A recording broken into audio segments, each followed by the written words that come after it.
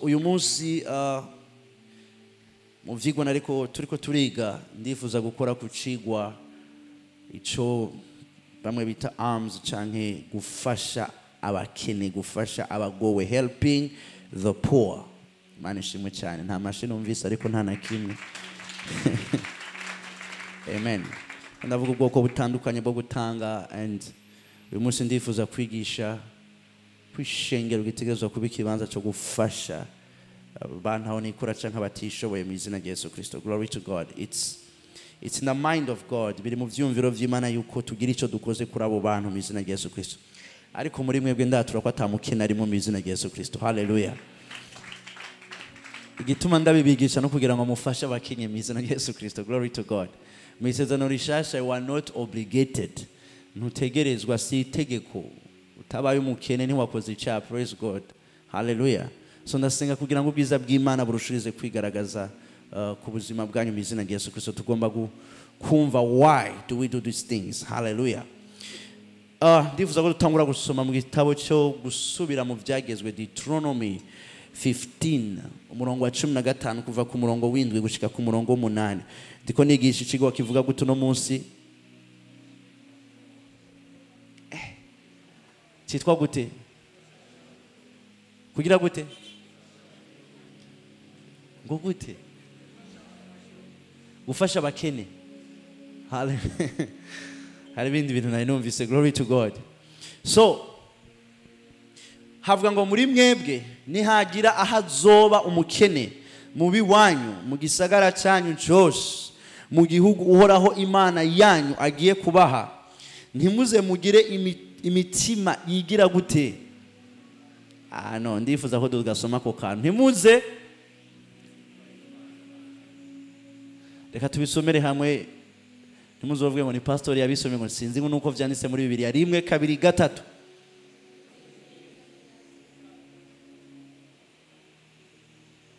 3. Turiko turasoma 1, 2, 3. Muri mwebwe mu gisagara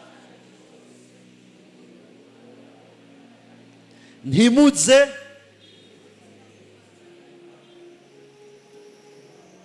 canke ngo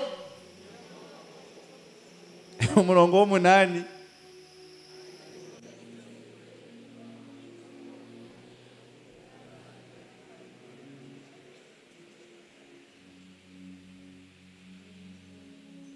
yaba bakene bari ngaho bacu bakoma amashi. Praise God. Mwa kubera atabahari reka tuvuge amen mu izina rya Yesu Kristo. So hari ikintu bavuze cyo kwiyumanganya. Praise God. Ijambo ry'Imana rivuga ngo muri mwebwe nihagira ahazoba umukene mu biwanyu mu gisagara cyanyu cyose mu gihugu uhoraho Imana agiye kubaha, ntimuze mugire imitima yiyumanganya uwo mukene wiwanyu canke ngo mupfunye amaboko kuco mumuha. Umurongo 8 hatavuga ngo ariko ntimuze mubure kumuramvurira ukuboko ngo mumugurane ibimumara ubukene bw'ico. Hallelujah. So ndagomba gutangura kuvuga ko kuri no verse canke kuri kino cyanditswe mpereye mu vyagezwe vya Mose. Hallelujah. Turabizi yuko igitabo cyo gusubira mu vyagezwe cyanditswe nande na Mose. It's one of the canonic canke ni kimwe mu bitabo bitanu Mose yanditse. Right? Naho benshi basura kuvuga ko ari cyagezwe, ariko mu isezerano rishasha naho nyene turaza kubiraba mu izina rya Yesu Kristo. Birivuga ati Imana yari bizi ko hari abantu bazoba bakene. Praise God. Whatever we can do, ico dushobora gukora cyose Imana irabizi ko hari abantu bazokwamara bakene. Sivuze ngo hari abantu Imana yasizeho kuba bakene, ariko Yesu aravuga ngo abakene muzogira gute? Muzokwamana. So ishengero si kibanza cyo kwirukana abakene. Paul arandikira isengero ry'Ikorinto ariko arababwira ivyerekeranye n'ingene bafata abantu kubw'ubutunzi bwabo. Praise God. Ariko vy'ukuri igicapo c'Imana nuko ata muntu numwe tukimenyera ku vy'urukoba mu izina rya Yesu Kristo. Hallelujah. Turiko turatahura yuko Imana iduhezagira kugira tube umugisha, itaduhezagira kugira tubike vyonyene, kugira ngo tugumane vyonyene. So ariko ntimuze mubure kumuramvurira ukuboko ngo mumugurane ibimumara ubukene bw'ico akeneye cyose. So mu banyisirayeli mu byo batanga mu vyagezwe Imana yabaha harimo icyagezwe cyo gufasha abakene. It's a blessing. Numugisa udasanzwe iyo turiko turavuga ko vyerekeranye no gufasha abakene mu izina rya Yesu Kristo. Why? Kuko ijambo ry'Imana rivuga mu migani, reka dusome hano mu migani mu izina rya Yesu Kristo 19 umurongo wa 17. Imigani 19 umurongo wa 17.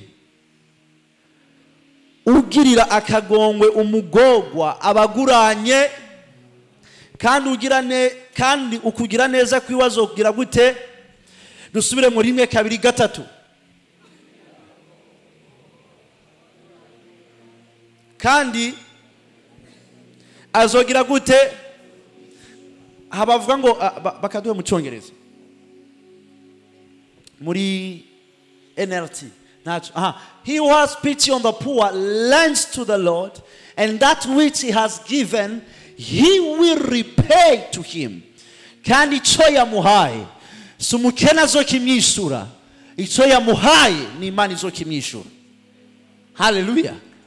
Bibiliya ivuga yuko iyo umuntu ahaye umukene abikije Imana, kandi Imana ni izomwishyura icyo yahaye umukene.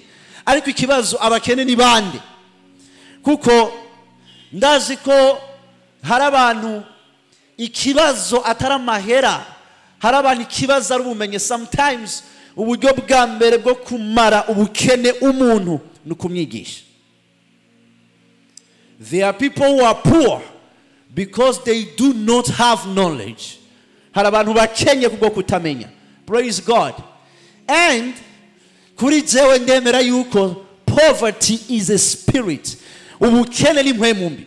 Ntushobora kumbwira ingene umuntu naho yoronka amahera hama hari ikintu cyicaye ku buzima bwiwe gitegerezwa kumukorera ko kugeza igihe ayo mahera muvuye mu ntoki kugira abandanye bwa buzima bwa bundi nyene. That's a spirit. Ni mpwemu. So uko mwiruka ni mpwemu mbi zose niyo ntimuze muyisige mu izina rya Yesu Kristo. Hallelujah. Hari abantu badakenye kubera badafise. Hari abantu badakenye kuko vyabankiye. There is a spirit sitting on their lives. Hari ikintu cyicaye ku buzima bwabo kibereka ku kintu cyose bakiriye bategerezwa kuconona. Ndazi ko je nawe tuzi abantu bashobora kuba bakenye kubera kunywa inzoga cyane, right?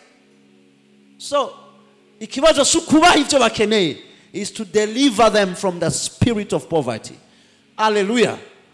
Ubukene burashobora kuba impwemu mbi, impwemu mbi zishobora gufata umuntu wari we wese mu izina rya Yesu Kristo. Mugabo muvyumve neza, simvuze ko abakene bose bafise amadayimoni. Ivyo sivyo mvuze mu izina rya Yesu Kristo. But poverty is a spirit.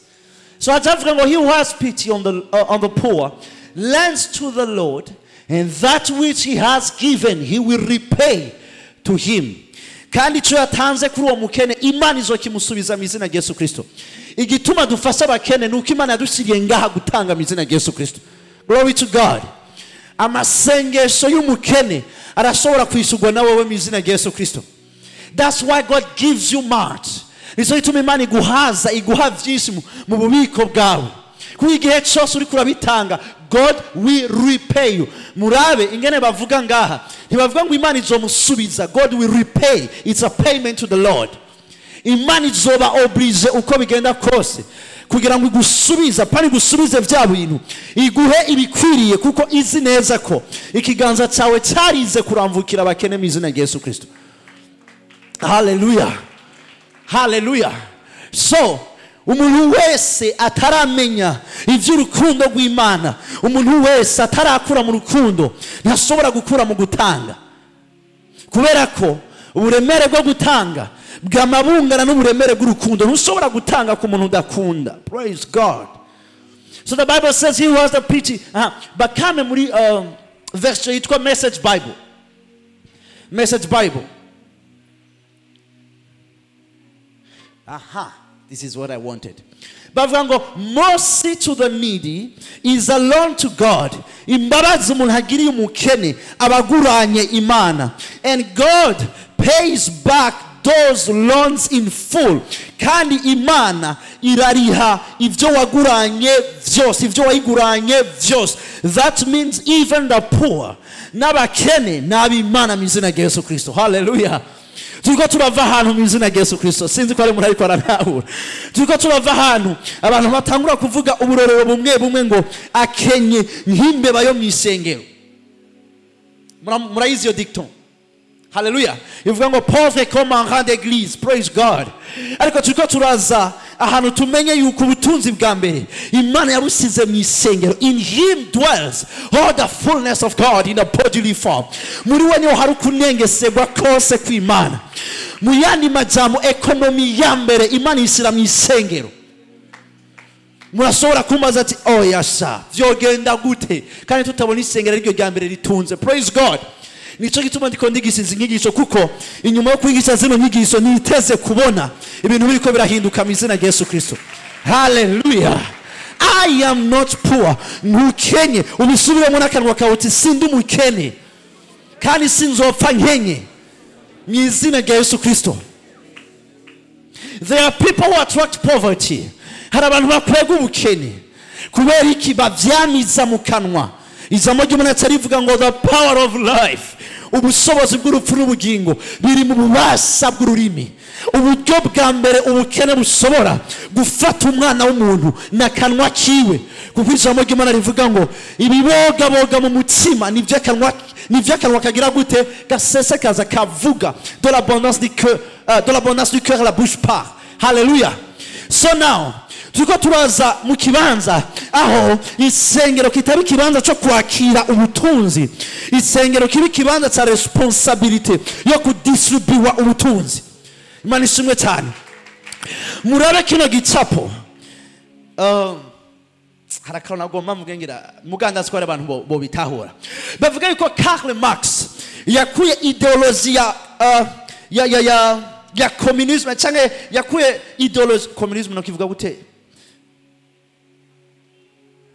Gaba Zakatalaba. Karl Marx Gando Zakatalaba. Ni bande bate Karl Marx. Yo bavuga ati sha aho nagasome Bibiliya sindamubona. Praise God. So Karl Marx bavuga yuko ivyumviro communism ni uburyo leta n'uburyo ubutunzi bw'abantu busangirwa na bose. Bavuga yuko ico cyumviro yagikuye mu vyakozwe n'intumwa. Ingani ijambo ry'Imana rivuga ngo bazana ivyabo vyose. Hallelujah. Bakabisira ku birenge vy'intumwa, hama intumwa zikagabura ubutunzi bwose bagiye barazana bagatangura gufasha abakene.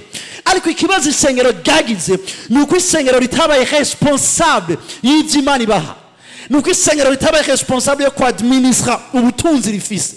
Praise God. Hallelujah. So now this is the paradigm of the church. Nuko itsambere abantu b'Imana bakoze kwaru kwakira, bamaze kwakira bakagura imodoka nziza. Ariko ijambo ry'Imana rivuga ngo wihaniza abatunzi b'iki gihe simvuze ko gutwara imodoka nziza ari bibi. Praise God. Hallelujah. No, I don't mean that.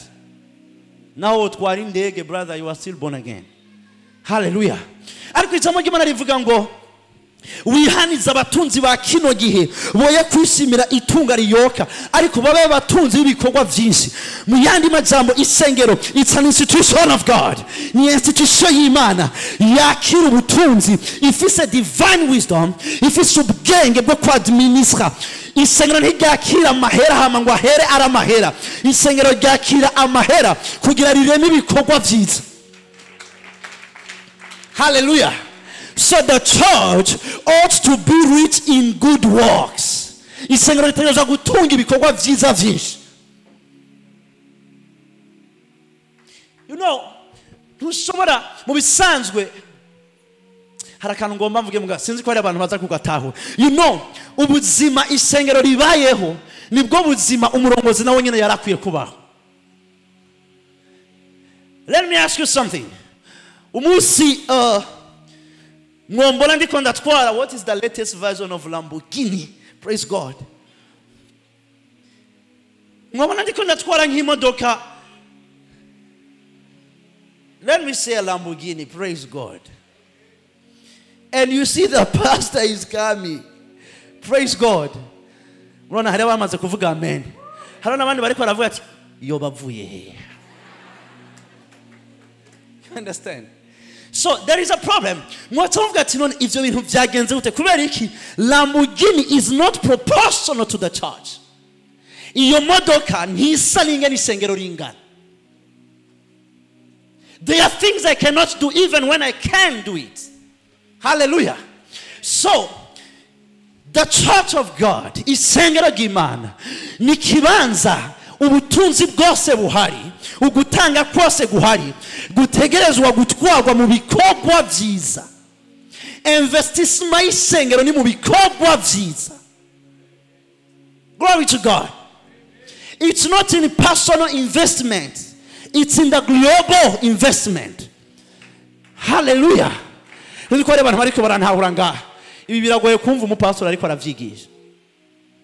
Kwavuga ati nimuzane, come bring. Praise God. No, I know who gives me. Hallelujah. Umugorotsi wanje azobeshwaho. Praise God. So now, ndagomba ko tubazana hano, ndagomba ko dusika hano, dutangura kuba ako, dutangura gufatwa, dutangura kugira ingwara yo gutanga cyane. Hallelujah. Nimba ugwaye ingwara yo gukunda, utegerezwa kuba ugwaye ingwara yo gutanga. Rero hariho abantu ivyo gukunda sindavyumva ngene wo bukundana ntutange. Praise God. Bibiliya ivuga ngo ni urukundo rwanyu ntirubugwa amajambo gusa. Iyo mana sutujambo jambo irera ntiribi vy'amajambo gusa. Praise God. Sabarundi babivuze ni jambo ry'Imana. Urukundo rwanyu ntiruhagarare muri doctrine gusa. Urukundo rwanyu ruhagarare mu bikorwa vyiza. Mumenye neza ko ubutumwa bwiza, iyo tuko turavuga ubutumwa bwiza, ibice 90% by'ubutumwa bwiza, 80% by'ubutumwa bwiza ni message itagira amajambo. Siniko muri ko murankahura.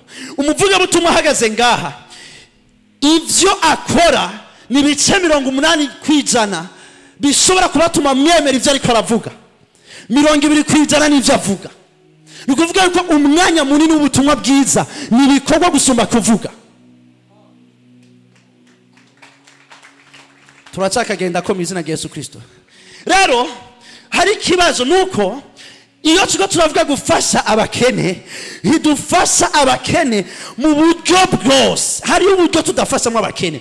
We don't sponsor rebellion. Hidufinance rebellion y'abakene. Ndiko ndavuga ko bere harimo avuga ati yo arabarengeyesha. No. Hari umuntu akenye kana titeze kuva mu bukene. Glory to God. Harongo mamvuga ibintu ni watsitara nta na kimwe turakugurira ibirato. Praise God. So we don't finance. Ikintu cyambere isengero rikora ku mukene sukumuha amahera is to teach. Kuko love it or not, ubikunda wavyanga, umukene ufasije utigishije, ejo azosubira kugaruka. So ico dukora sukwama dufisha umugwi w'abakene, nugufata abo bakene tukabigisha ijambo ribatungisha mu izina rya Yesu Kristo. Bamaze kumenya iryo jambo ribatungisha, bakava muri rwa rwego rw'abakene bakinjira muri rwa rwego rwo gutanga mu izina rya Yesu Kristo. Ubwo nibwo bugisengero rifasha nk'abakene. Si kibazo cy'abantu bazavuga ati turakeneye hama tukabaha utumenya n'ingene vyagenze. Oh yeah, sivyo mu izina rya Yesu Kristo. So far that's not truth revealed ministries. Kuko vyumve neza, ikintu cyambere umuntu ashobora gukena gikomeye ni Imana mu buzima bwiwe. I can't give you money if I can't give you God. Ni Imana ashobora kuguha Imana, amahera azogufasha iki? Nico gituma abantu batabitahuye bafise ukungene bama bafasha babantu babandi nyene. Kubera iki wabasiza ahantu bicara barindira kwakira, mugani wigeze ubigisha yuko bahejeje kwakira batangura kugira gute gutanga. Hallelujah. So mu bisanzwe Imana ikratubwira gutanga ikigira 10. It's more than giving. Imana ibikira twigisha accountability, ibikira kwigisha saving, ibikira gusira ahantu nimba ushobora kubika ico kintu titwa 10 irashobora kukwigisha kubika ibindi. Wibuke yuko umugisa sukwakira gusa, umugisa no gutanga, kandi umugisa su gutanga gusa, umugisa ni no kubika. Iyo umuntu abika bigakunda kwabika uwo muntu yarahezagiwe.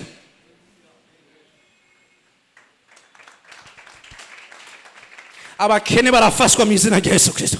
Hallelujah. So now murabe misezerano risasa mu byakozwe n'intumwa ijambo ry'Imana rivuga ngo abantu baragize ibibazo ingene bafasha abagore. Reka ndababwira ikintu kimwe, birivuga ko bafasha abagore b'abapfakazi. Muri abo bagore b'abapfakazi harazamo ingorane. Urabona abantu barakunda kwica ibice, baravuga ati aba bagore b'abapfakazi harimo abayuda, hakaba n'abo bitwa aba Hellenist. Hellenist bari abagore b'abayuda ariko bakuriye mu mahanga. Abantu bamwe baravuga bati oya, abo bakuriye mu mahanga sabi wacu mugabo bari abayuda, nkaho umenga Imana yababwiye ngo nibafashe abakene b'abayuda bonyene. Ariko mwibuke neza yuko atawe tukimenyera ku rukoba mu izina rya Yesu Kristo. Iyo ngorane yarabaye nini kugezaho ijambo ry'Imana rivuga ngo barabizana imbere y'intumwa. Bibiliya ndakunda ingene bivuga. Praise God. Ministeri yanje si ministeri y'abakene. Igikorwa canje ntikiri ku bakene, munyumve neza, simvuze ko nanka abakene. Jewe mfise ministère de la parole. Umukene jewe icambere ndamuhana ijambo ry'Imana. Iryo ritagutungishije n'amahera noguha ntazogutungisha. Nico cyuma bavuga bati twebwe tuzokwitaho ivya ministère de la parole. Mugabo hari abantu ngaha muri kino kibanza bafise ingabire ya administration y'ubutunzi, bavuga bati turazi ngene twofasha abakene. Abo baca baja muri ico gikorwa. Nta mu pastor, nta mu ministre w'ijambo ry'Imana abwirizwa kuja muri ministeri y'abakene. Biteye kuba birahani kubera kiwujejwe ministère de la parole. Genda wicara usenga ikintu kimwe gusa, ijambo ry'Imana. Abandi nabo bazobikora, batora umuntu yitwa Stefano bisigura igitsibo. Stefano bamutoye murabe kino kintu. Aha rero mvuze ngo abantu bajejwe gufasha abo bantu, abantu batumva umenga n'abantu batagira ijambo ry'Imana. Oya, contrairement n'abantu bafite ijambo ry'Imana. Utagira ijambo ry'Imana ntushobora kumenya ingene ufasha abantu. Stefano murabo umuntu batoye yitwa Stefano. Uwo Stefano yaravuga ubutumwa, yarazura, yarakiza ibimuga, yarakoreshejwe ibitangaza bidasanzwe kandi ajejwe kugaburira ubutunzi abakene. Ni murantahura. Stefano uwo bita the greatest evangelist of the New Testament. Yari umudiyakoni. Ndafise ingorane y'abantu bibaza ngo nina ba pastor nzokoreshwa n'Imana. Ni mudashobora gukoreshwa n'Imana muri selile, nta kintu na kimwe gihari cyemeza yuko niwahagarara ngaho uzokoreshwa n'Imana. Biroroshe cyane. Nyereka Dawidi inyuma y'intama, nzokoreka Dawidi imbere ya Goliath. Stefano yari yuzuye ubushobozi bw'Imana. Igituma twigise ijambo ry'Imana so kugira ngo muje kurivuga gusa. Intumbero ya mbere twigise ijambo ry'Imana pana kugira muri vuge, kugira ribahindure. Hama rimaze kubahindura ivyo muvuga bizoba bike, kuko rimaze kubahindura ricagiyandika mu buzima bwawe. Birikivuga ngo muri vyete bisomeke mu izina rya Yesu Kristo. Stefano naho yakora igikorwa cha administration yo gufasha abo bagore b'abapfakazi, ntivyamubujije kuvuga ubutumwa bwiza. Stefano niwe avuga ubutumwa bakamutera amabuye. Umwe mu bantu bari ngaho yari Paul, bariko baramutera amabuye. I love this man. Ijambo ry'Imana cyarivuga ngo yaravuze ubutumwa, arababwira ati mwa bwoko butagondi zosimye. Yarababwiye hamwe bitangura kubajya mu matwi, ariko bariko baramwica. Bibiri kivuga ngo ararangamiza mu ijuru. Arangamije mu ijuru, acabona ijuru rirugurutse, abona Yesu yamaze guhaguruka. Kuvuga yuko Stefano yaravuze ubutumwa, Yesu nawe nyine sindabizi, ariko iyi ni commentaire biblique iwanje. Stefano ashobora kuba yaravuze ubutumwa, hamwe Yesu avuga ati boy you are too much, continue, go deeper. Bibiri ivuga yuko babonye intebe y'umwana w'Imana, Yesu yamaze guhaguruka. That means Jesus was also receiving the word. Yesu nawe nyine yariko aracakira bya bintu uhora wumva ijambo. Reka nabwire ikintu kimwe, hari abantu bataramenya kwakira ijambo ry'Imana. Ijambo ry'Imana riraryoshe gusumba ikindi kintu cyose. Praise God. Murabona hari indirimbo ndagomba yuko dutangura kumenya ubuzima twinjiye mu izina rya Yesu. Hallelujah. Murabona kugeza n'uno munsi abantu baracyazi yuko umuntu akijijwe n'ikibazo cy'inzoga. Hallelujah. Abaporoti ni beza. You see? Hamana batu bagira gute? Tubahebera amafa. Si kibazo cy'inzoga. Oh yeah. It's more than that. Glory to God. Si kibazo cy'ikine umuntu yifata mu kabari. Gukizwa si kibazo cy'ingene umuntu anumye avuga. No. Agakiza ni kibazo cy'ubuzima tubayeho. Glory to God. Kubera yuko uko biri kose icyaha gihari mu isi cyambere sinzoga. Kandi bihava bitsitaza abantu. Kandi Bibiliya ivuga ngo musange mu isezerano rishasha na hantu na hamwe batwereka ko kunywa inzoga ari bibi. Abantu bagomba bavuga ati hakaba n'abandi bavuze ati aho sha. Bari baraturyamiye. Urabizi ngene nahora ninyegeza. Praise God. Mubisanzwe iyo urinze winyegeza bari ingorane. Praise God. Nta winyegeza kuri mariage. Praise God. But ndaza abantu benshi amaverse bakunda gukoresha mugabo doctrine twigisha ntiyerekanye n'inzoga yerekanye no guhinduka. Praise God.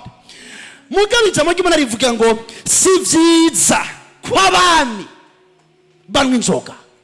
Nimba utari umwami genda unwe. So c'est réservé au roi. Vyabikiwe abami bavuga si vyiza ko abami. Si vyiza ko abami bagira gute? Abona abami nawe nciri rubanza mugabo ikibazo uri umwami cyane urizera kuri umwami. Kubera iki umuntu wese Imana ihagurukije mu isezerano rya kera bavuga ngo ntuzomwe vino ntizigere mu kanwa kiwe. Si kibazo cha vino ni kibazo cha consecration. Hari abantu batabitahura. Hari bibanza ushobora kujamo je ntashobora kujamo atana hamwe vyanditse muri Bibiliya kubera iki consecration pastorale ku buzima bw'iwanje hari ahantu itanyemerera kuja. And now kubera wewe uri umwami byo babiteye isoni cyane gose mubonye apostle diva ariko arataha avuga ati bandoza katara byo babiteye isoni niyumvira kanya gatoya uwo mubonye pastor wanyu aje yaburiwe cyane muhuye mibarabara ariko arakubaza ati mbega ndangira mbahe ngo bifata gute byo babiteye isoni. Praise God. Vérité isoni mugabo ndi muntu wese urashobora kumvengana ibintu bisanzwe kubera consécration pastorale kandi abwira ikintu kimwe byose ndavyemerewe ariko si byose bingiri kimaze mu izina rya Yesu Kristo. I am consecrated. Hari ikintu kimwe ngoma kubabwira umusportif hari ingatajya atari kubera zitarika kubera consécration kubera igikorwa ariko arakora. So si vyiza kwa bami sinza aho haningene nahashitse gute I don't know. Praise God. Ariko turacavuga kuvyerekanye n'abakene. Abakene ijambo ry'Imana rirekana yuko isengero hategerezwa kuba umutima w'urukundo wo gufasha abakene. Ingorane mu vyakoze n'intumwa bagize nuno munsi baracyayigira. Abo bakene bafasha nabo mu ntara ya he. Kakubye nabo bavuga bati eske n'abagore n'abafakaze baba Yuda cyangwa nabo mu n'abanyamahanga. Praise God. Ariko murabe ikintu kimwe uburyo babikora bazana ibintu byose yumvire nk'uwobona abantu bagurishije parcelle bagaca bavuga bati pastor turazanye parcelle twagurishije hakagira umuntu abikamera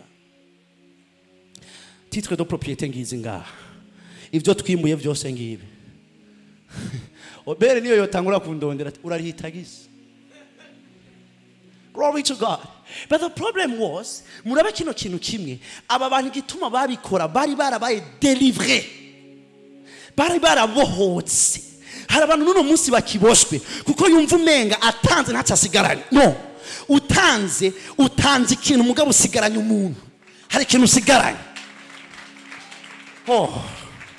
So Bibiliya ivuga ngo wihaniza abatunzi ba kino gihe handiko ndabibwira iri jambo ni igiwanyu. Ucuvuga ati good kubera muri abatunzi nimwebwe ndiko ndihaniza. Hallelujah.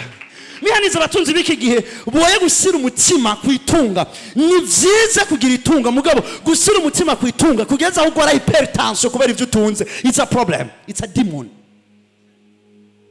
ibibaho. Birivuga ngo fix your heart to God. Umutima wotegerezwa kubuguwe neza n'Imana. Ni imodoka yahiye nta na kimwe. Ni imodoka yahiye, ni moteri yagonze, mugabo amasoko yawe ntigeze ziba. Hari abantu n'utuntu duto tubahagarika umutima. Isaha iguye hasi. Yo, ndapfuye ba. Urapfuye kubera isaha. Praise God. Hallelujah. Byari bikwiye gushika ahantu naho yoba umusuma akwivye televiziyo umubwira ati nako turatwa yaronje uzoyatsa gute. Praise God. You see, hani umva yuko n'ikintu bagutwaye ntusi kutukana uvuga ati batwaye ati ivyo nta na kimwe batwaye ico mfise ntibatwaye ico ndi. Boho kamizina ga Yesu Kristo. Hari abantu bakunda ibi, let me say something. Hari abantu baboshwe n'impwemu bibita mammon. Bakunda make bafise umutima bagwaye amahera ni yarose iyo mubonye ariko agana kubona ariko agira ati aba yarose afise amahera havyo kavuga ati ari barayatwaye agiye aha niho uzobonera abantu baboswe niyo mpwemu mbi n'igihe bagwaye bageze ku mfiro bavuga ati mbega none mwarandabiye gatongo n'indasigaye aririma ufise ngo nunashobora no kuvuga itambere umva wovuga n'amatongo. Why? Uraboshwe n'ibintu, uboshwe na process, uraboshwe n'ivyo wita gwawe. Mugabo iyo umuntu amaze kuza mu kibanza aho yumva ntagwiwe afise ivyo afise vyose n'ivy'Imana uraruhuka ugatuza mu izina rya Yesu Kristo. Yes, ndabishwe ushobora kuburinga aho vuga ati narigeze guhomba mu rudandazwa ega amahera yaragiye ega ibintu vyarononekaye mugabo amasoko yawe nawe nayahe. What are your sources? Oh, harakantu ngomba mvuge mu izina rya Yesu Kristo. Isaka agiye murabe kuko hari abantu bakora business ukavuga ati are you born again? Hamwe namwe ati je ngomba gukora business vraiment mugabo ngomba kudandaza ikintu kidashoboka ati ngomba kudandaza iki ati je ngomba kudandaza itabi. Ngo ati none waranywa itabi ngo ya vraiment ngo mugabo ngo abantu bararikunda. So you are ready uriteze kudandaza ibintu vyica ubuzima bw'abantu kugira uronka amahera gusa. Mugango manda kugira akantu kamwe kababaje hagice umuntu abivye umusumu uzovya rugwana runwi itabi hamwe uvuga ati mana yanje. Why? Kuko abandi bari nyoye nibisanzwe muga abi wowe ntibakoreko. No, ivyo biba ugira gute ni bibi rero nimba ico kintu nawe utogikonsoma kubera kugiha abantu itabi ngo ngomba kudandaza urumogi. Brother, anje uzovyara umwana afise tatuwaje ya boost hamwe anyoye urumogi bavuga bati iyo nziri kurasa ni yahe. Why? Kuko ivyo udashaka ko bakugirira ntukabigirire. Murakoze cyane. Na aha niho nagomba gushika. Isaka yagiye mu gihugu cy'abanyamahanga hama ikintu yasitse abaza yaramariba yase. Abana b'Imana limba mariba yase. Hari amariba mutemerewe, amariba y'iwanyu n'amariba ya papa wanyu. Isaka yagiye arondera amariba yase asanga ayambere barayamugwanya ko iga kabiri ariko acashika ku gya gatatu gitwa Rehoboti ahiyaguye mugabo yarondeye amariba yimbwe na se. Business ukora ivyo ukora eske na mariba y'Imana imba mu mariba ya papa wawe mu izina rya Yesu Kristo. Hallelujah. Hari abantu bagomba batsitare ngaha mu izina rya Yesu Kristo. Mugabo nta kundi. That's how it works. Tuko niko bimeze mu izina rya Yesu Kristo. So when we help the poor, hari akantu kamwe ngomba kubereka. Yo, murabe Matayo 6:2 murabe siko nkarira abafarisayo. Ninashika mu ijuru ash nzosaba Imana impa abantu bancungera. Kwera ukungene navuze abafarisayo nyine muri nose. Niwagira ubuntu ntuzuvugisha inzamba imbere yawe nkuko nkuko ingaga zigira gute zikora hehe mu masinagogi no hehe ngo bashimwe n'abande ndababwira ukuri baramaze guhabwa iyi niyo ngorane ihari. You see, Bibiliya iriko iravuga gufasha abantu. Murabona hari umuntu afasha umuntu ukavuga ati ntiwamufashije wabaye umutwaro. Mwarabonye aheruka kuronka akazi none hagiye bibaza ko byagenze gute ngo twarabishizemo ikiganza.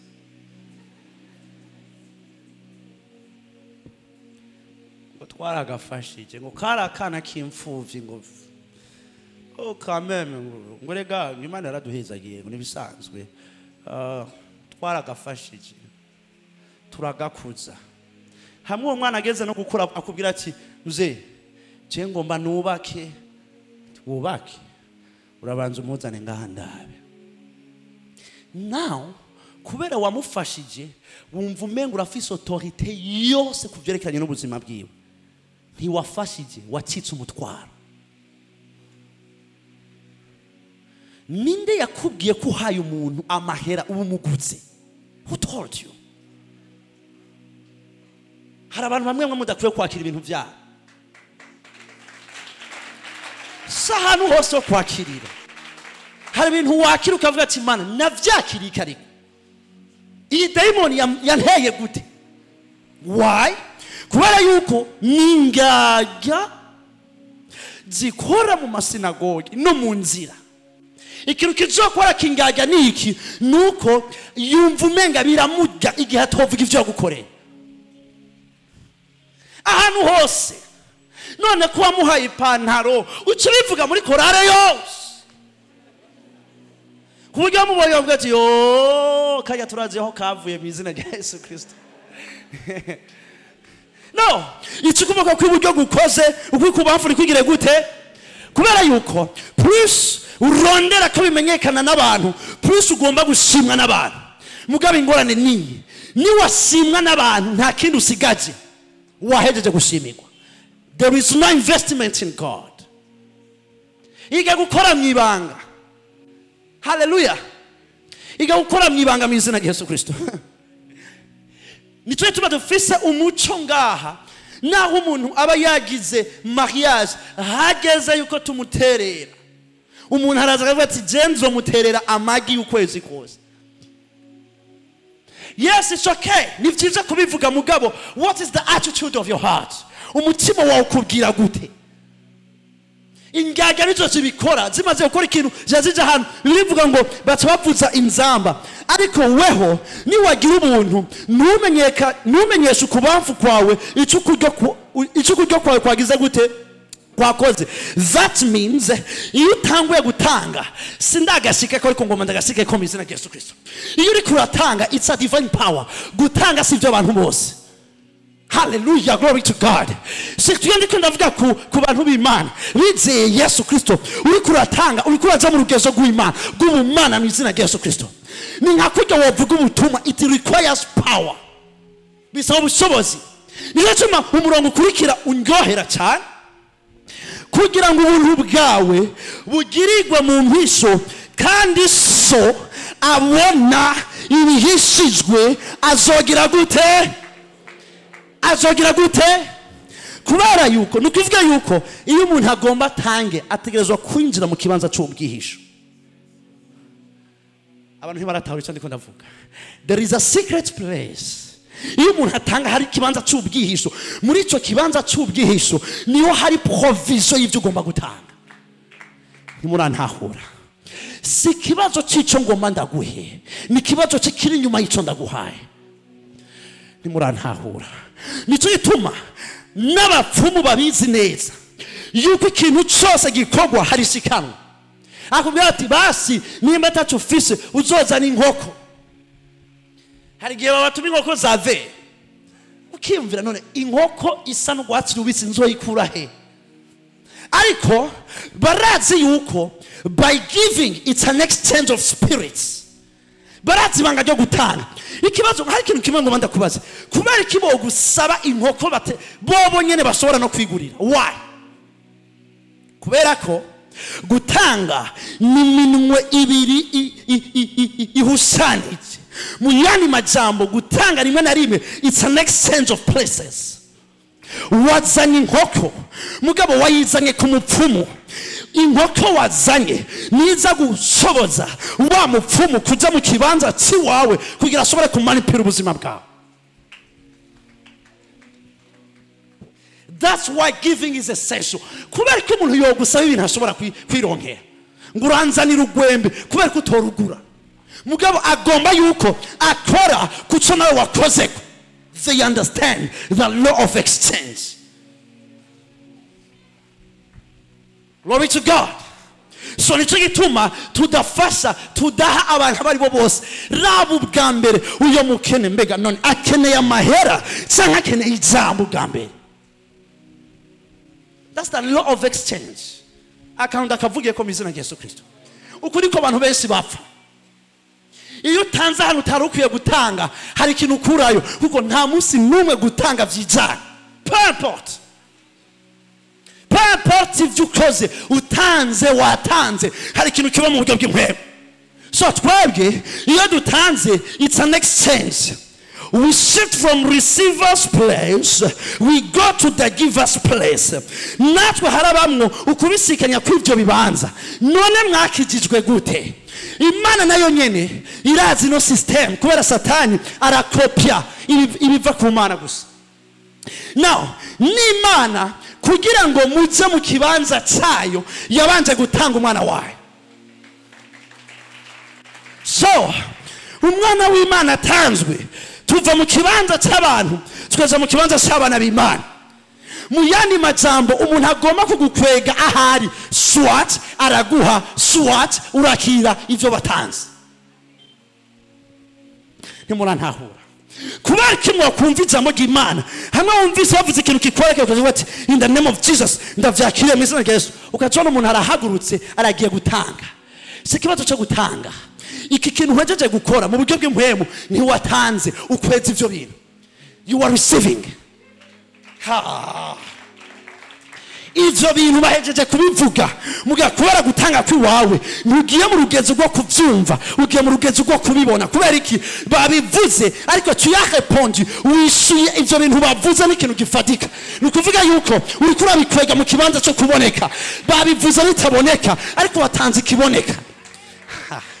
Nimurantahura kubera iki Imana yosaba Aburahamu ngo ayihe umwana.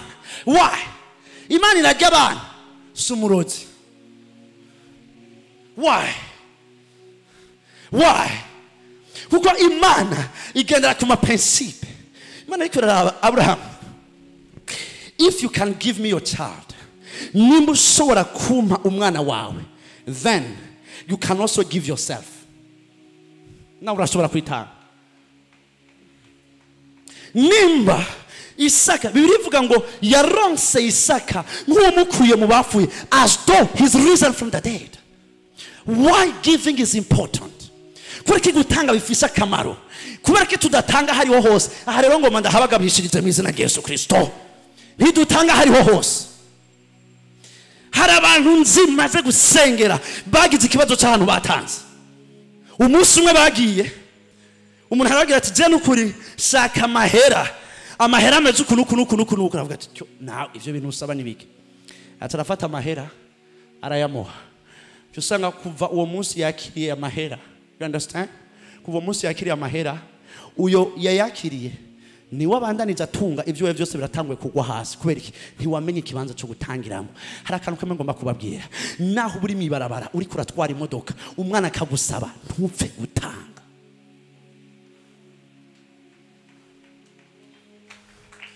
Iyo umuntu akiri umwana yumva umenga byose no gutanga. Mugabo iyo umuntu amaze gukura he knows where he's going, where he has to give.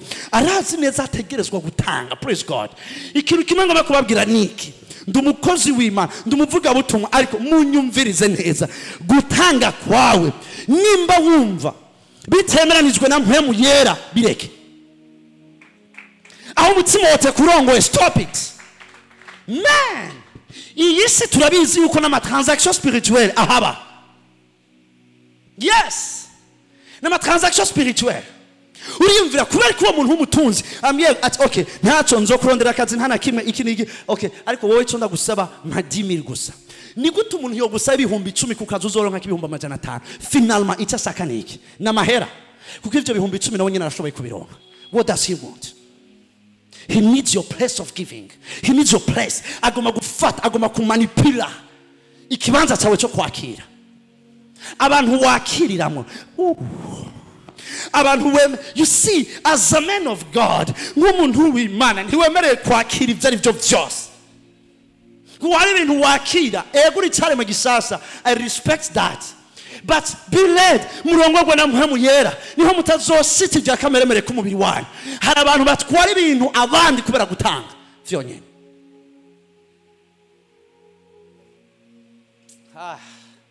I need to speak something. That's why ubona abantu bamwe aravyaye n'umuntu atigeze wari bagiye mu buzima bw'iwawe akaza kubwira ati ikintu cyamere nshaka, give me your child. Ikibazo umwana ndamushize mu biganza vyane. Praise God. Kuri zendi hadikari, if I don't feel the spirit of God, ndakubwira ati no, you are not touching my child. What does he want? Asaki ikintu rukundo gwisi.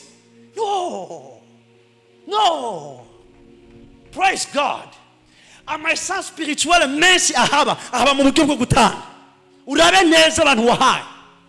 Urabe nawe abo wakiriye. Praise God. They transact from the spirits. Hari abantu benshi namanase ngenga handa mbwira ati uyu mwana sinzi ikintu cyabaye, nkamubwira ati no, uyu mwana mu buryo bw'umuhemu ndabona ikintu cyabaye. Hari umugore yitwa kunuku yamukozeko. Ngwego ngo none ngo nari kumumwima gute ko ari wo mu muryango. Himukira wo mu muryango umwe. It's your child. Sindababwiye ko mugira abana mukaca mugira umutima uhagaze ngo oya kuri mwebwe naho satani yo mukorako nta nakimwe. Mugabo ndiko ndazana ino yigisho kuri babantu bataratahura urugezo rwo guhagarara. Si ibintu byose ukuboko kwawe iyo kuramvutse mu bisanzwe gutanga gukora ku mutima. Ni muranyumva neza. Murabe ikintu kimwe. Umuntu nk'ubu yovuga ati ndashaka amahera byukuri jewe ndashaka amahera yo aya mahera ntayaronse. Ndashaka mbwira ati bite ni sawa urakomeye ndifuza kuguha amahera.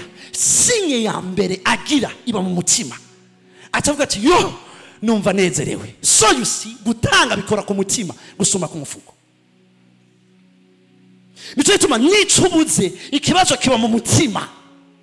Nico tanze kiba mu mutima. Nico gituma abapfumu bazi bino bintu ingene ba manipira ama transaction spiritual biciye mu gutanga.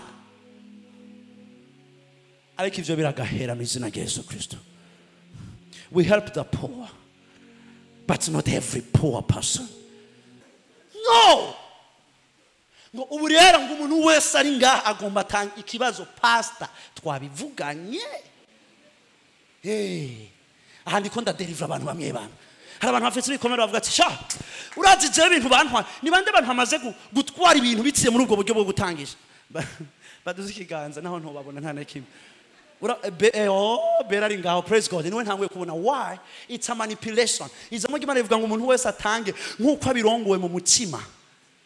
Biblia isezerano sasa ntivuga ngo mutanga amaheranga na gutyo. No, rivuga ngo umuntu wese atange nkuko umutima wiwe ugobewe, nkuko umutima wiwe urongowe. Ariko ntihagire umuntu numwe atanga bari ko baramugobera. Praise God. Ntihagire umuntu azokubesha kugira ngo Imana yakundungitse ko ngo Imana yambwiye ngo umpa amahera umubwira ati naho uvuga indimi akubwira ati umubwira ati jesimvu sayo mavoero umenga n'umwana ariko ariga kuvuga jemvuze indimi ni brahasko telemande bazokatalaba. No. Sindababwiye ngo ntimwubaha abakozi b'Imana, mvuze ngo impemu zose muzisuzume. Nta buryo nawe ushobora gusuzuma impemu udafite ijambo ry'Imana. Umuganga gufasha amaraso acacira muri rugagamisha akaraba. Yabonye ari malariya avuga ati karagwaye. Tini misaraba ingati ni 3. Aho umuntu atatangura kurebesha ati 3 je ndayibona ni Yesu navyo bisuma 2. Praise God. Why? You have to test every spirit. Turafisa abantu benshi bariko bamanipire mu buryo bwo gutanga. Batanga n'amahera y'ishuri y'abana babo. Umuvugishwa ngo ikibazo yavuze ngo impa. umuvugisha umubaza ikintu kimwe ati none wewe nimba uvugishwa n'Imana kubera kitaguha. That's the question. Ni gute Imana ikuvugisha, ni gute Imana igucishamo ivyakazoza kanje hama ntiguhe ibikenewe. Là où il y a la vision, il y a toujours la provision. That's why mu bakozi b'Imana bose nigisha atamuntu n'umwe uzokumva gutelefone ngurumva ngo ndakeneye no. Ni wavyumva uzovuga ati mw'izina rya Yesu Kristo umwe pastor avuga ndabihakanye. Umuntu wese atanga kuko arongwe mu mutima mw'izina rya Yesu Kristo. Tu n'es pas obligé utarongogwe na mpwemu yera. Sinzi ko ari abantu twakundanye ariko ngo ndangize. Mukure mu buntu bwo gutanga, but ariko kandi mukure no mu buntu bwo kumenya mw'izina rya Yesu Kristo. Sabantu bose uha. Glory to God. Sabantu bose barira uha amahera. Sometimes urakeneye kwitsa ukavuga ati ese kubera kuri kurarira. Murabizi nk'abantu babigeme n'abamama naho mubwira ati bamwe abatari ngaha mubwira ati ndagusavye urire. Aho nyene vrai. Yo amoso zagakoro. So umuntu harira si kimenyetso cyuko abikeneye by'ukuri kuko umuntu wese arashoboye kwigira ivyo kurira. Praise God. Ndifuza ko mutangura kubona mu mitima y'abantu mw'izina rya Yesu Kristo. Yes uri kurarira kuko hari abantu yo bari kubararira badakeneye amahera bakeneye papier mushwa.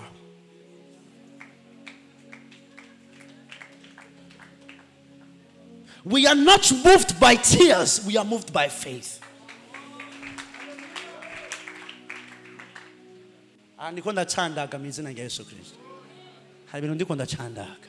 Yes simdababwiye ngo abantu bose barente okay arashobora kuba ari korarira kandi abikeneye. Mugabe ikibazo ugomba wishura amarira cyangwa ugomba wishura kwizera. If you don't feel it, say okay I have money but I'm not giving you. Apana vya bintu murondera ngo yangu urumva ngo no munsi ntaco mfise. Be very clear ndagifise ntaco numva noguha. Be clear none azokwitwari. Hey it's your money after all. Namahera yawe ariko humvise aho mpemu w'Imana kurongoye nico gituma mwisengero hari ingabire yo gutanga. Mwese murashobora gutanga ariko hari abantu bafite ingabire yo gutanga. Abantu bafite ingabire yo gutanga maybe umunsi umwe nzovigisa ko aba bantu ntibatanga kubera babasavye. Mpemu yeraraza akabarongora aho baza gutanga. Niba abantu uzawumva dode ku muryango wati bite nisa urakomeye je hari ibintu narinzanye ivyo bintazanye bingana n'ivyo warukeneye kubera iki he's a gift ni ingabire yo gutanga.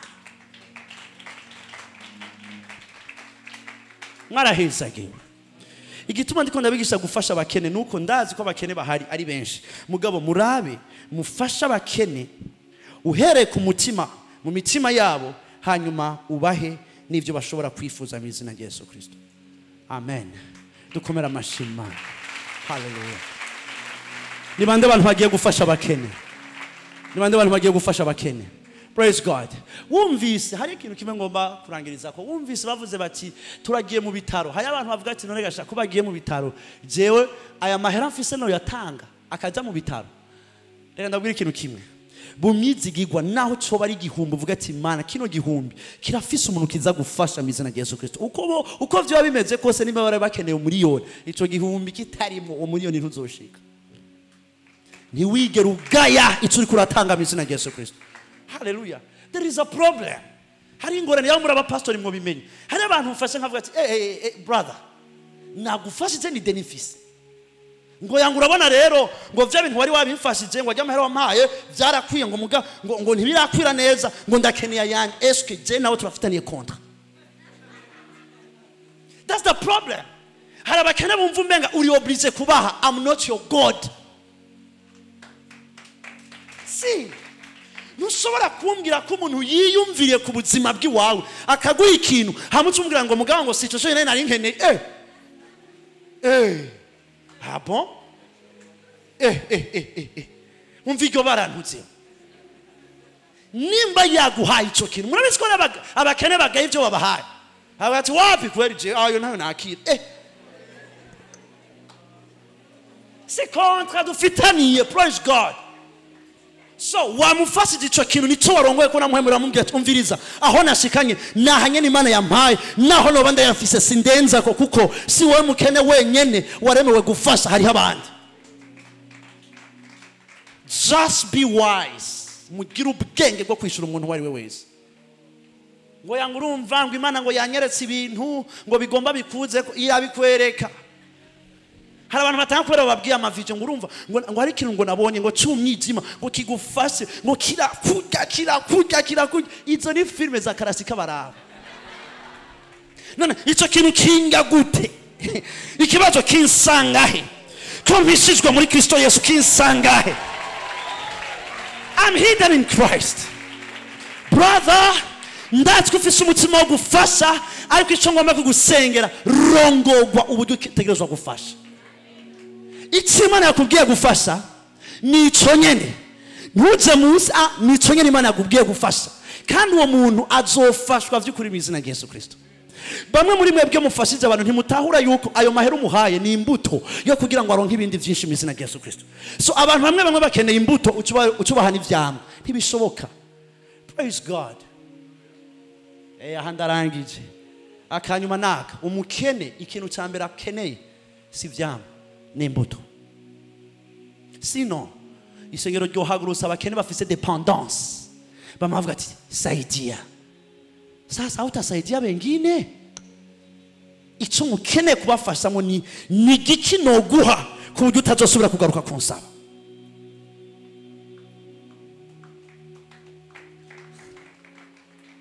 Kandi umuntu ufashije ntagende utamusenge.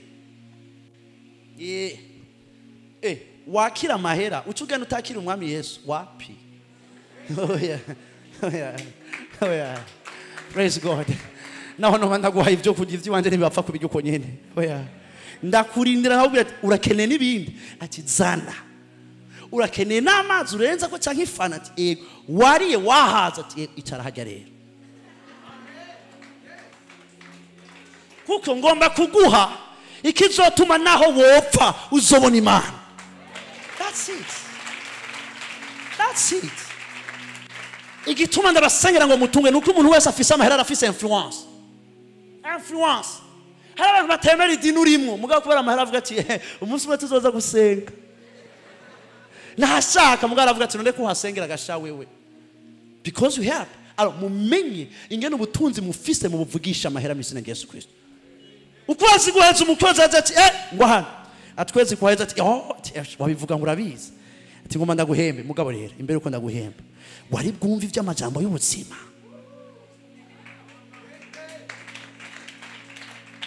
Give the money but give God. Umenye gutanga Imana. Dukomera amashyi menshi Imana. Ndarangije mu izina rya Yesu Kristo.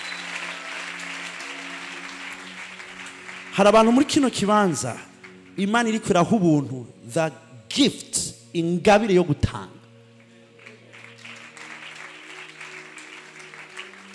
There are people Imana iri kwiraho ingabire yo gutanga. Hari abandi bantu Imana iri kwirahagurutsa to finance the kingdom of God. Why? Inyuma y'ino nyigisho ndazi ko mutazosubira kugwara ingwara yo kudatanga mu izina rya Yesu Kristo. Ndasenga kugira ngo uko byo bimeze ko tuvuga ati Imana hariho umuntu no munsi aza gufungura ku bwanje. Hariho umuntu aza kuri hinzu kubera jewe mu izina rya Yesu. Hariho umuntu aza kudandaza kubera jewe mu izina rya Yesu Kristo. Don't be selfish. Uko vyomera kose ivyo Imana gutegure ni byinshi cyane kuryo bitoherera muri wewe. Nutabitanga tuzobijya warapfuwe nakazi kawe. We shall eat it. But give and give. Hallelujah. And the level we are lifting ourselves into, ahantu turiko turaza mu rugezo rwo gutanga, it will be a giving. You muzobibona, praise God. Ndabivuze ibintu mvuga muzore mu vyanika muzompinyuza nibitaba mu izina rya Yesu Kristo. Time shall come where we do not just give money. I have something to give you. Ndafise ikintu nshaka kuguha ati ni giki. I'm giving you a house. Harakantu kamwe mama ndababwira. Umuntu atanga inzu ntibisigura ko afise inzu 10. Bisigura ko afise yabamo. Allo. Mu bisanzwe hari ingorane abantu benshi bafise. Barindire ko baharura 1 2 3 4 5 6 8 9 10 10. Aha, tayo naho notanga birumvikana gute. No, urafise yubamo. It's enough. Nimufise yubamo urashoboye gutanga mu izina rya Yesu Kristo. The next giving will be the giving of jets, private jets. Give. Hallelujah. hari abantu bamwe yaba batanga nk'ivyo mwatanga bacavuga ati ndashaka gushinga intahe y'ivyo Imana yakoze. No, I know a man of God, ndazi umukozi w'Imana, he was a pastor. Imana yari yamuhaye ubuntu bwo gutanga. Ikintu yakora yaragenda mu isengero agasenga kandi la plupart bakunda kwiyicarira inyuma, akaca yicara inyuma akumviza ijambo ry'Imana, akacaza umunsi abantu batasenze, agaca kuraho intebe zose zari zihari, agaca zana fuso, agaca shiraho intebe zishasha, agaca kuraho utwuma twose. Mu isanzwe hariho ivyuma vyo mwishengero, hari gihuraba urutsinga ukaraba ukavuga ati mbega basha ni za nsinga z'amatara zica mu kuzimu, what is that? You understand? Agaca kuraho ivyo bintu vyose, ugaca muza mubona ishengero ryose nirishasha, bakavuga ati ninde yaciye ngaha. He had a grace, yari afise ubuntu bw'uko naho umuzamu yamubona byaramugora kumwibuka.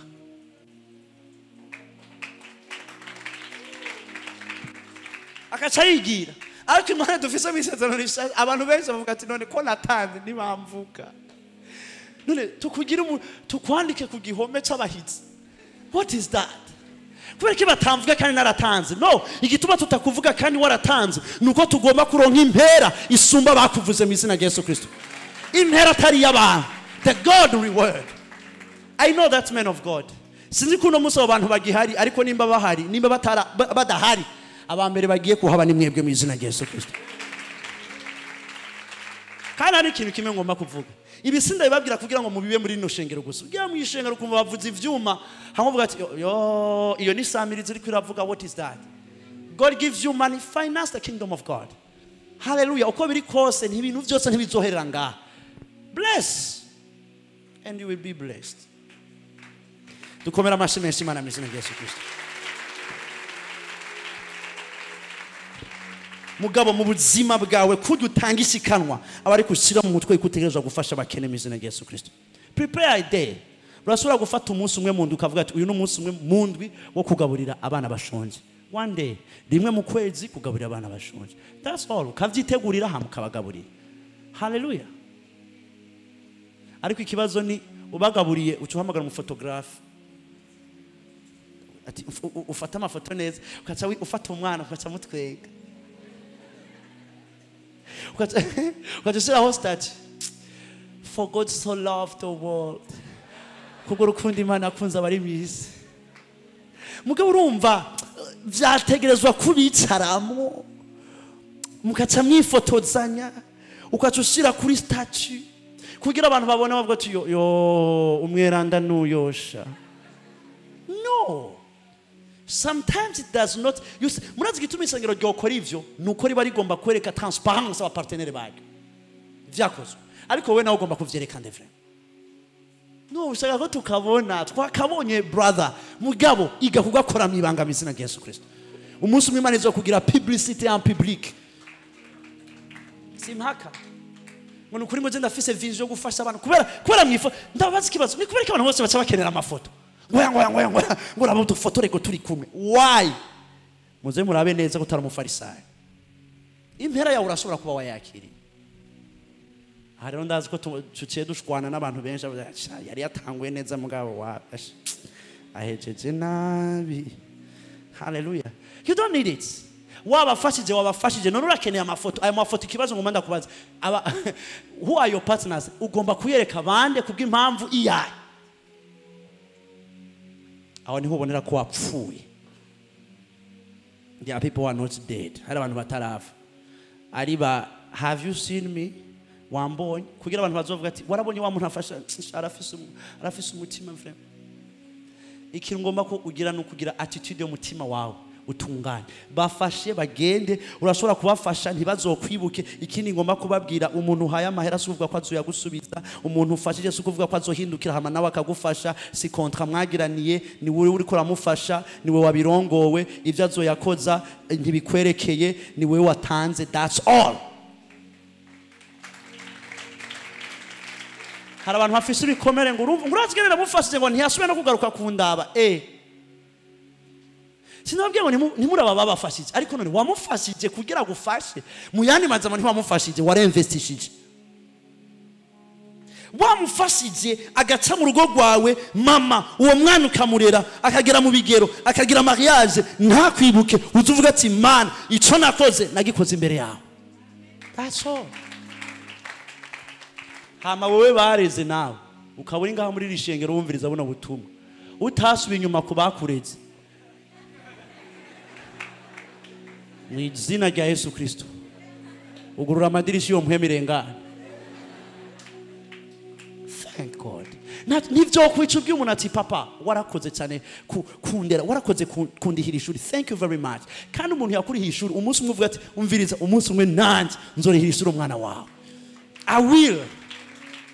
Rero hari abafrere nga hari abantu urabuka avuga ati brother uzogeza hevye ukuri.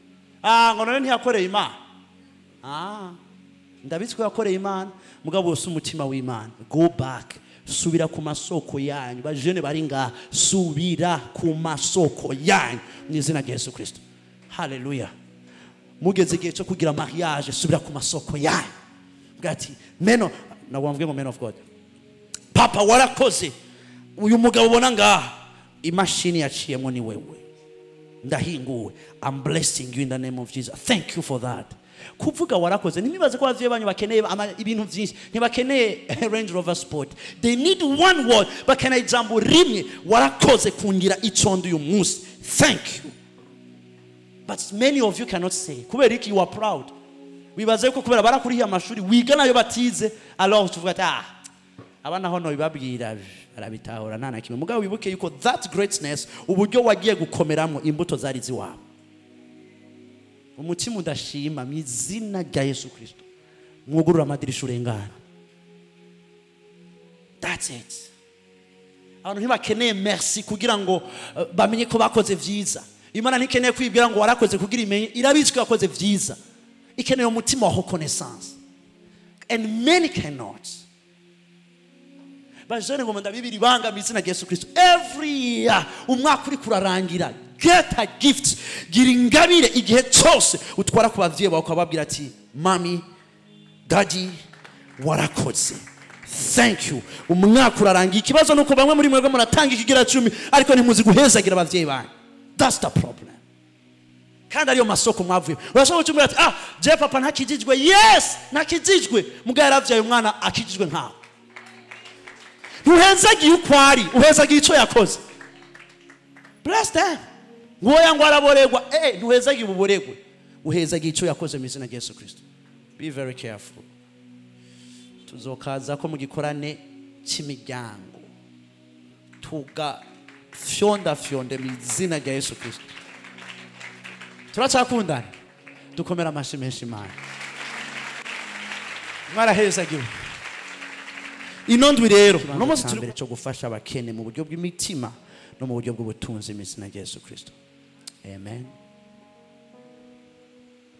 God bless you. Tuzi biganza vyanyu. Zivyo ico kiganza udugije je ndifuza kugisengera mu izina rya Yesu Kristo. Ndashaka ko hari umuntu imisi yose akubonye udugije ikiganza azovuga ati ngoma mfashwe mu izina rya Yesu Kristo. Iyo abantu biteze Imana ica mu bantu. God goes through people. Imana ica mu bantu kugira ngo ishobore gushikira benshi mu izina rya Yesu Kristo. Ico kiganza wadugije mu izina rya Yesu Kristo. Ndazi gukora ibikorwa by'urukundo ariko ntucobogore ntucike intege mu bikorwa wahora ukora by'urukundo mu izina rya Yesu Kristo. Ndazi ko ushobora kubara ahantu uvuga ati je narabikoze mugabo barampemukiye bona bikoreye ivyo bose. Ariko icyo ngomba kukwibutsa nuko Imana yabaye umwizigirwa kuri wewe mu izina rya Yesu Kristo. Ico kiganza wadugije mu izina rya Yesu Kristo ndasenga kugira ngo kiramvukire abakene mu izina rya Yesu Kristo. Hagira umuntu akomeye azohaguruka muri kino gihugu wafashije mu izina rya Yesu Kristo. Hagira umugwiza atunga akomeye azoshinga intaho umunsi umwe avuga ati jewe uwamfashije hari umuntu yamfashije mu Kristo umwana w'Imana yamfashije kandi ndamushimira. Uyu munsi ndasenga kugira ngo naho uzopfa naho byose kugapfa baze bibuke apana izina ryawe ibikorwa wakoze mu izina rya Yesu Kristo. Ndasenga kugira ngo umutunzi mu bikorwa vyiza ufasha abakene kuko warahawe nutange mu izina rya Yesu Kristo. Umutima wawe wuguruke kano kanya. Urakoze urakoze mpemu yera. Ndagukomeye amashi menshi cyane mu izina rya Yesu Kristo. Amen.